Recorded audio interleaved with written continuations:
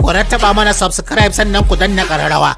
Haka zalika ku baɗa mana like, ku suburbuɗo mana sharhi, sannan ku yaɗa wannan ɗauka. Ta yi kenan. Ya aiki wannan musulmi na. Yau ma dai mun dawo ci gaba da ba da shawarwari da gudunmawa wa dukkanin 'yan uwan maza da mata akan lura da lafiyoyinmu, tasirantu akan matsalolinmu na yau da kullum.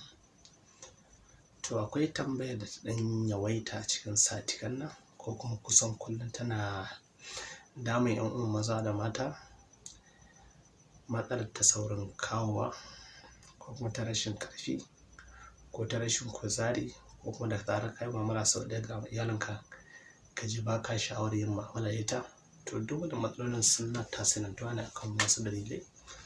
Wasu kan iya tasirantuwa akan jin wani ciwo ko kuma sukan tasirantuwa ne akan buguwa ko kuma abin da ya shafi hatsari dukkan ina haifarwa, ko kuma kamar masu ciwon suga ko kuma masu diabetes suna iya samun matsalolin nan. Hanyoyin da ake samun matsalolin nan suna da bala'in yawa, sai dai kawai mu taƙaita mu faɗa. To in dai ka tabbatar akan wannan matsalolin kana fama da su, to kai ƙoƙari ka sha wannan sirri ne kuma mujarrabi, kuma sirri ne mai ƙarfin gaske. Duk wanda ya jarraba ba zai yi kuka da wannan sirri da kuka faɗa ba.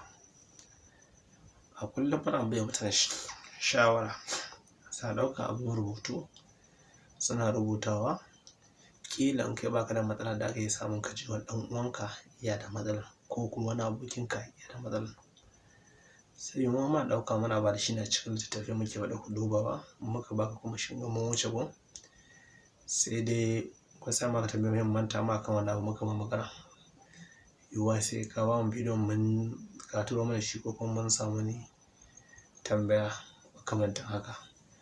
To kar ku ji komai, in dai ba tare da mu in Allah ya zan ba da kula da ibis ɗari ga jikunan 'yan uwanmu ga dukkanin al'umma baki ɗaya game da matsalar da suke bibiyan maza da mata. An ɗan na mata ɗan kaɗan ɗan kwanan nan, haka zalika kuma yau za mu yi ƙoƙari ɗan ba da na maza akan zamantakewa, akan matsalar saurin inzali ko rashin ƙarfi ko rashin kuzari ko kuma sai an zo mama ɗan aji jiki ba daɗi. To matsalolin da ya sa nan dai barkatai ba daɗi, amma dai wannan matsalar dai abu ukun nan dai in ka san baka da ƙarfi ne to ka haɗa wannan, in ka san kana saurin kawowa ne ka haɗa wannan, in ka san kana yawan jin mutuwar jiki da kasala a jikinka lokacin da kai mu'amala ta zamantakewa da iyalinka ka haɗa wannan. Na farko dukkaninmu dai kusan kowa ya sani wanda abu ne na kan haɗa yaji, in ka samu shi ne haɗin layi. Dukkaninmu a nan kowa ya san farin mauro, in ba ka sani ba ka je gun Islamic medicine za su faka shi farin mauro. Haka zalika kowa ya san kimba za ganta ba saka ƙanana kaman wake dogaye amma baƙaƙe amalita dai hakan nan, kowa da ya san kanamfari. To wannan shi ne abin da ka nema. Idan ka samu farin mauro cokali 5, ka samu kimba cokali 7, ka samu kanamfari cokali 4. To in ka samu wannan maganin ka ya haɗu, saura ka sanya za ka yi kai aiki da shi, shi ne rage maka.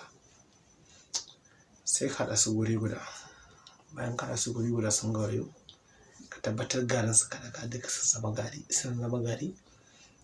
Sai ka samu in ka gama na haɗin shi kenan ka haɗa maganin ka.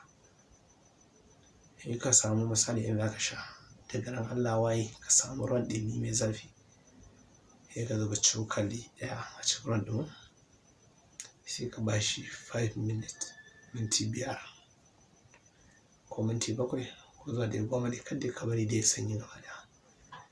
Sai ka ɗauka sai ka sha, amma ka tabbatar sai ka ci abinci ka ƙoshi kaina sai ka sha. Haka zalika da dare ma ka yi haka, ka ɗauki tsawon sati 3 ko zuwa wata guda. In dai matsalar daga jikinka ne ta samu, to akan wannan dai in Allah da ka samu waraka kuma ka samu ƙarfin jiki fiye da inda ake tunani. Kar ku manta da abin da muka faɗa, farin mauro, kimba, kanamfari, abu dai uku muka faɗa. Kuma za ka yi sami zuma ma in kana da halin sawa. To wannan shine maganin, kuma gashi nan faɗa muku da za ku yi amfani da shi. In dai kai ɗan namiji ne sai ka yi godiya kuma ka sa da barka, ka yi ayyan addu'a. Dan ba za mu gaza in Allah yarda za mu ci gaba da shawarwari akan lura da lafiyoyinmu. Kun ji da layi? To ga masu tambaya su yi ta ya kuma section. Ga masu son shiga group ɗin Telegram akwai description. Ga masu son shiga wannan bidiyon mu na YouTube channel za su danna subscribe daga rawa alamar sanarwa, ma'ana da turanci notification, ana sawa za ka ji sanarwa. Sannan da zarar ka tabbatar shirin naka yana burge mu yau da kullum. Ya burge ka ka dan like, karamanta kuma da yawa na Rahama Salati.